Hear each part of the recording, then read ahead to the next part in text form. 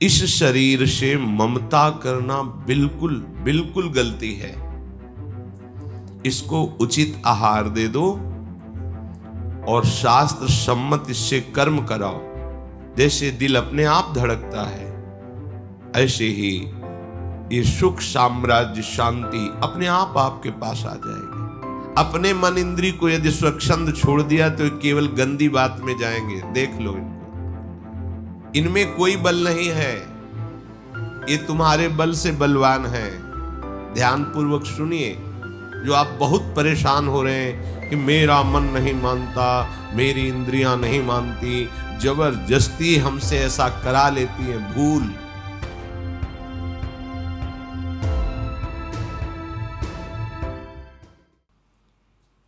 अगर हमारी वृत्ति शरीर में ही मैं या मेरा भाव से लगी रही, मैं से अहम पुष्ट होता है, मेरा से ममता पुष्ट होती है, और दोनों में बंधन है और दोनों में दुर्गति है।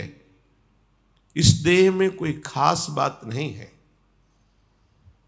इसके प्रति जो बहुत राग किए हुए हैं, देह स्थिमांस रुधिरे भी मतिम त्यजत्वम जाया सुतादिषु सदा ममताम विमुंच पश्यानिशम जगदिदम क्षणभंग निष्ठम वैराग्य राग रसिको भवभक्ति निष्ठा। इसमें हड्डी है, मांस है, रक्त है और चमड़े से ये सब मढ़ा हुआ है। कोई गोरा चमड़ा, कोई काला चमड़ा, चमड़ा है ऊपर ये। इसमें यदि आप अहम मम, अहमता ममता इसी में कर बैठे तो जो आप सुख चाहते हैं, आनंद चाहते हैं, विश्राम चाहते हैं, शांति चाहते हैं, अविनाशी होना चाहते हैं, मैं मरूं ना कभी, वो सब नहीं प्राप्त हो पाएगा। ये शरीर मरने वाला है, ये शरीर दुख देने वाला है, इस शरीर में मैं मेरापन करके घोर चिंताएं प्रकट होंगी, बड़ा ही विषाद, बड़ा ही संकट, विपत्ति, ये सब शरीर देने वाला है। इस शरीर से ममता करना बिल्कुल बिल्कुल गलती है। इसको उचित आहार दे दो और शास्त्र सम्मत इससे कर्म कराओ और खूब भगवान का भजन करो। इस लोक में भी परलोक में तुम सदैव सुखी रहोगे, प्रसन्न रहोगे। अन मांगे आगे आवेगो, ज्यों पल लागे पल को। जैसे पलकें तुम नहीं बंद उठा रहे हो, वो अपने आप बंद होती है, अपने आप उठती हैं। जैसे दिल अपने आप धड़कता है, ऐसे ही ये सुख, साम्राज्य, शांति अपने आप आपके पास आ जाएगी। अन मांगे, मांगना नहीं पड़ेगा आपको, केवल भक्ति निष्ठा हृदय में धारण करनी पड़ेगी। भक्ति निष्ठा तभी प्राप्त होती है जब हम राग रहित होते हैं, वैराग्यवान होते हैं। वैराग्य शब्द सुनते ही मन ऐसा कुछ भावना करता है कि संसारिक कपड़े उतार के ये भागवतिक भेष धारण कर लेना मानो वैराग्य का यही स्वरूप है। ऐसा नहीं है। जहां भी हम जाएंगे शरीर को लेके जाएंगे ना, और शरीर में तुम्हारी प्रियता है तो तुम रागी हो, बैरागी नहीं हो। चाहे बिल्कुल एक भी कपड़ा ना पहनो, दिगंबर हो जाओ, नंग धड़ंग घूमो, शरीर में अगर राग है अहमता ममता का तो आप वैरागी नहीं हो। और भगवत विधान के अनुसार आपको बहुत अच्छे अच्छे कपड़े मिले हैं, सुख सामग्री है प्रारब्ध के अनुसार, पर आप उसे भगवत प्रसाद समझकर शास्त्र संयम से वर्ताव करते हैं और प्रभु का नाम जप करते हैं। कहीं कोई प्रभु के सिवा प्रियता नहीं रह गई है तो आप सच्चे वैरागी हैं। वैराग्य का तात्पर्य शरीर राग त्याग से है। हम वैराग्य का तात्पर्य ले लेते हैं बाहरी त्याग से। कहीं भी जाओगे, गुफा में रहो चाहे वृक्ष के नीचे रहो, आश्रय तो लेना पड़ेगा। कहीं भी जाओ उधर पोषण के लिए अन्न तो लेना पड़ेगा। कहीं भी जाओ शरीर की सुरक्षा व्यवस्था तो करनी पड़ेगी। अगर ये बात है तो वैराग्य किससे किया है? बस विवेक पूर्वक समझो, ये शरीर कोई चिदानंद वस्तु नहीं है। ये हड्डी मांस रक्त और ऊपर से चमड़े से ढका हुआ है। प्राणवायु जैसे धौंकनी चलती बस ऐसे चल रही है। इसमें जो खास बात है, हर श्वास में राधा राधा राधा, ये खास बात है। अगर हमारे हृदय में प्रभु के प्रति लगन नहीं लगी तो जिस शरीर को हम बहुत प्यार से पाल रहे हैं, पोष रहे हैं, मैं मान रहे हैं, इसके लिए बड़े अधर्माचरण भी कर रहे हैं, पाप भी कर रहे हैं, छल कपट जो भी जैसे सुख भोगे, तो व्याघ्रीव तिष्ठति जरा परितर्जयन्ति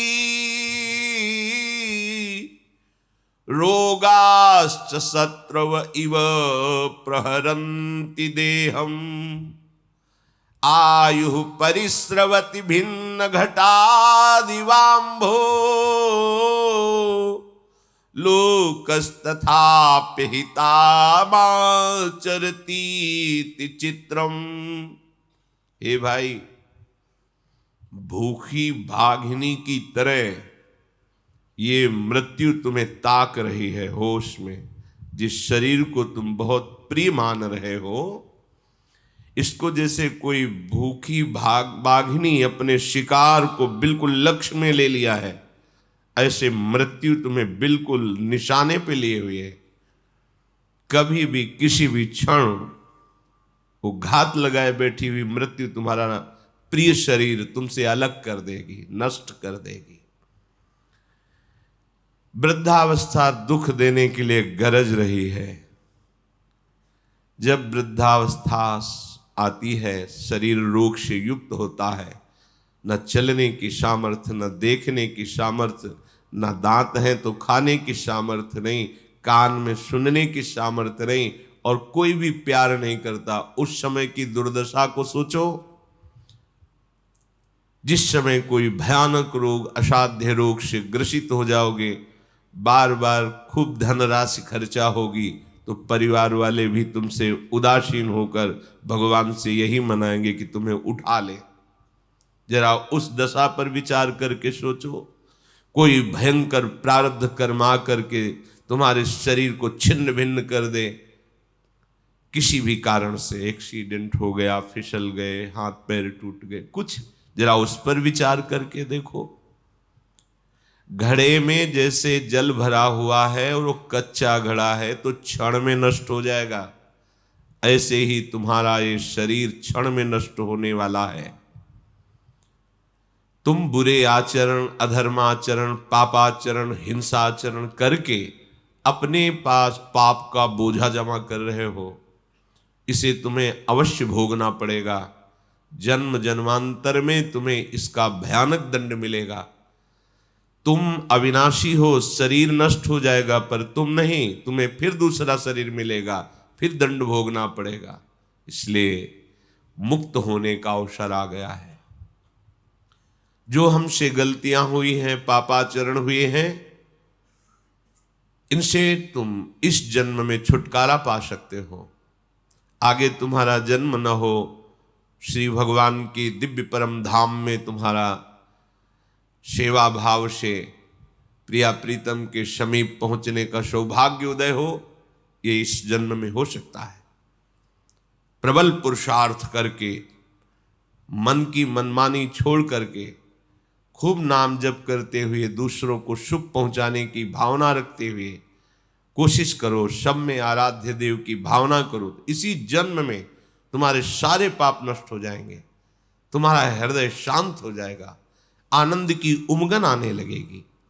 अगर तुम भजन नहीं करोगे, खूब धन कमा लो, खूब वैभव एकत्रित कर लो, खूब मित्र बना लो, पर ईर्ष्याम छिंदि भज क्षमाम जहि मदम पापे रतिम मा कृताः सत्यम ब्रूहनुयाहि साधु पदवीं सेवस्व विद्वज्जनान् मान्यान् मानय विदुषोऽप्यनुनय प्रच्छादय स्वान् गुणान् कीर्तिं पालय दुःखिते कुरु दया में तत्सताम लक्षणम। तुम्हारे पास सब कुछ है लेकिन तुम जलन से बच नहीं सकते, तुम्हें ईर्ष्या जला के राख कर देगी। तुम्हारे सामने तुम्हारे जो वैभव, संपत्ति, मित्रता, पद, प्रतिष्ठा है, उससे आगे वाले को दिखाया जाएगा, वो देखो तुमसे बड़ा वैभव वाला संपत्ति, और तुम जलोगे। ऐसा ना सोचो कि अगर इतनी संपत्ति हो जाए, इतना वैभव हो जाए, इस पद पे पहुंच जाऊं, इतने लोग मेरे हो जाएं तो मैं सुखी हो जाऊंगा। नहीं, तुमसे बड़े को सामने रखा जाएगा और तुम्हारे हृदय में ऐसी ईर्ष्या प्रकट होगी कि तुम्हारा नाश कर देगी। ईर्ष्या दूसरों का नाश नहीं करती, अपना नाश करती है। जिसके हृदय में ईर्ष्या होती है वो जलता रहता है, उससे ऐसे आचरण होते हैं कि वो अपना ही अपने कर्म के द्वारा नाश कर लेता है। इसलिए इस ईर्ष्या को मिटाने के लिए साधु संग के द्वारा प्राप्त विवेक से खूब भजन करो। भजन की वृत्ति हृदय में आएगी तो ईर्ष्या की अग्नि तुम्हारे हृदय में दाह पैदा नहीं कर पाएगी, शांत हो जाएगी। बुरा करने की मन में भावना बनी रहती है। बुरा कहते हैं जिसे संत सदगुरुदेव शास्त्र आज्ञा करते हैं कि ये नहीं करना चाहिए। हमारा मन उत्साहित रहता है वो करने के लिए, यही माया का प्रवाह है। आप विचार पूर्वक देखते हैं कि नहीं करना चाहिए, पर आप करते हैं क्योंकि आपके पास नाम की सामर्थ्य नहीं है, भजन की सामर्थ्य नहीं है, आपका विवेक पुष्ट नहीं हुआ है।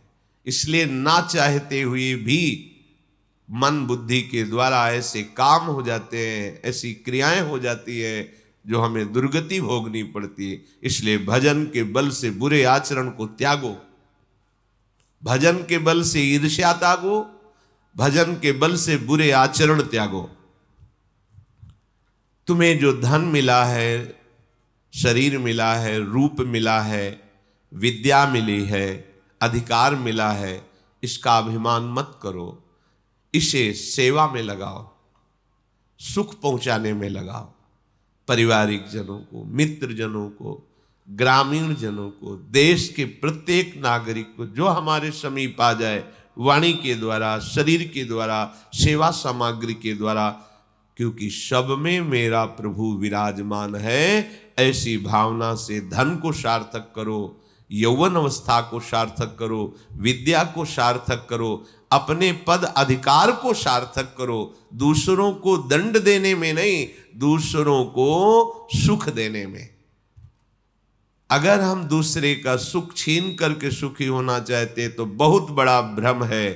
तुम ऐसा करोगे तो पूरे परिवार को भी दंड मिलेगा, क्योंकि उस छीने हुए सुख का भोक्ता जो जो बनेगा उसको पीड़ा मिलेगी, उसको दंड मिलेगा। थोड़ा विचार पूर्वक चलो। पाप कर्म, निषिद्ध आचरण, दुराचरण से आज तक किसी को भी शांति सुख प्राप्त नहीं हुआ। इसलिए ऐसे कर्मों से डरो।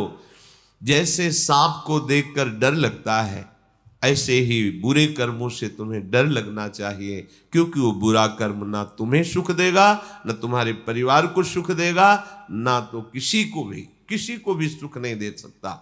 पर हमारा मन, हमारी बुद्धि ऐसा कहती है कि यदि हम ये बुरा कर लें, किसी का धन अपहरण कर लें, किसी के साथ जबरदस्ती कर, ऐसे आदि आदि, तो हम सुखी हो जाएंगे। सत्संग इसी बात का होता है कि तुम अपनी बुद्धि को पवित्र करो, गलत मार्ग से बचाओ और सत्य मार्ग में सत्संग, सत का संग करो, सत आचरण करो, सत्य चेष्टा करो, सद्भाव रखो।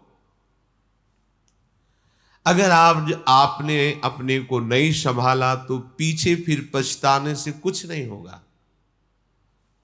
जब मृत्यु आक्रमण कर देगी या असाध्य भयंकर शरीर में रोग पीड़ा पहुंचाएगा, तब केवल सोच रह जाएगी, कुछ करने लायक नहीं रहोगे। अभी करने का अवसर है, इसलिए शास्त्र सम्मत महापुरुष जी जितने भी संत महात्मा हैं वो एक ही आदेश करते हैं, परांचिखानि वितृणत स्वयंभू तस्मात् परांग पश्यति नान्तरात्मन कश्चित धीरा प्रत्यगात्मानमैक्ष दावृत चक्षुरमृत त्वमक्षिम। हे भाई, जल कहीं भी छोड़ो नीचे की तरफ जाता है। सब संतों का एक मत है, सब शास्त्रों का एक सार। अपने मन इंद्री को यदि स्वच्छंद छोड़ दिया तो केवल गंदी बात में जाएंगे। देख लो इनको, अच्छी भगवत मार्ग की धर्म की बात में चलना नहीं चाहते। इनका स्वभाव है नीचे की तरफ बहना। वही अपने जीवन को सार्थक कर सकता है जो मन और इंद्रियों को स्वच्छंद ना छोड़े, शासन रखे इन पर। जैसा मन कह रहा वैसा हम कह रहे हैं, जैसी इंद्रियां कह रही वैसा हम करने दे रहे हैं। नहीं भाई, इनमें कोई बल नहीं है, ये तुम्हारे बल से बलवान है। ध्यानपूर्वक सुनिए। जो आप बहुत परेशान हो रहे हैं कि मेरा मन नहीं मानता, मेरी इंद्रियां नहीं मानती, जबरदस्ती हमसे ऐसा करा लेती हैं, भूल। ये तुम्हारे बल से बलवान होकर तुम्ही को पीड़ा पहुंचा रहे हैं, तुम्ही को ये नर्क दिला रहे हैं, तुम्ही को ये नाना प्रकार की योनियों में पहुंचा रहे हैं। तुम होश में हो जाओ। ये तुम्हारे बल से बलवान हैं, इनमें कोई बल नहीं है। तुम इनको सपोर्ट ना करो तो देखो ये कहां तुम्हें ले जाएंगी। इनकी सामर्थ्य नहीं, पर वो कहती है ऐसा करो, बस आप वैसे कर दिए तो आपके ही बल से वो आपका पतन करा रहे हैं। कोई भी मन इंद्री को स्वच्छंद छोड़ करके कभी भी सुख शांति प्राप्त नहीं कर सका। इसलिए मन इंद्रियों को स्वच्छंद मत छोड़ो। बाहर विषय भोग कर सुख प्राप्त करने की लालसा का त्याग करो और हृदय में सुख सिंधु भगवान तुम्हारे बैठे हुए लौटो। अपने इंद्री मन को हृदय में लगाओ तो वहीं सुख समुद्र लहरा रहा है। यहां घर में खोई हुई वस्तु को यदि बाहर खोजा जाए तो वर्षों खोजने पर भी नहीं मिलेगी, क्योंकि घर में खोई है। तो घर में प्रभु बैठे हुए, बाहर खोज लो नहीं मिलेंगे, लौटना पड़ेगा। घर में अर्थात इंद्रियों को, मन को बाहर से अंतर में घसीट के लाओ और राधा राधा राधा, तो यही पर्दा हटेगा, हृदय बिहारी प्रभु का साक्षात्कार हो जाएगा और आप सदा सदा के लिए दुखों से मुक्त हो जाएंगे। नाना प्रकार के द्वंद्व सदैव जलाते रहते हैं बड़े बड़ों को, जब तक भगवत चिंतन नहीं होता, भगवत आश्रय नहीं होता। जहां हमें धन का अभिमान, बल का अभिमान, विद्या का अभिमान आदि आदि जागृत हुआ, तो ये इतना दूषित अभिमान है कि ये भगवान का विरोध शुरू कर देता है। कुछ नहीं भगवान, कौन भगवान, कहाँ भगवान, कैसे भगवान। ये देखो कितना गंदा अभिमान है।